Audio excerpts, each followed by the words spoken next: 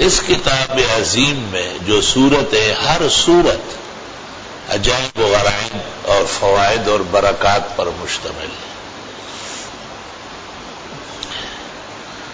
हज़रत उस्मान रज़ी अल्लाह तआला अन्हु ने अब्दुल्लाह इब्न मसूद से कहा कि मैं चाहता हूं कि आपके लिए कुछ वजीफा मुकर्रर करूं खिलाफत की तरफ से।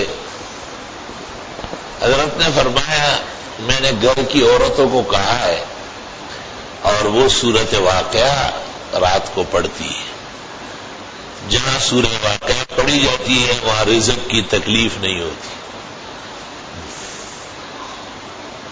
अंदाजा लगाओ, खलीफा वक्त को जवाब दे दिया कि आपके इनाम व इकराम की जरूरत नहीं है।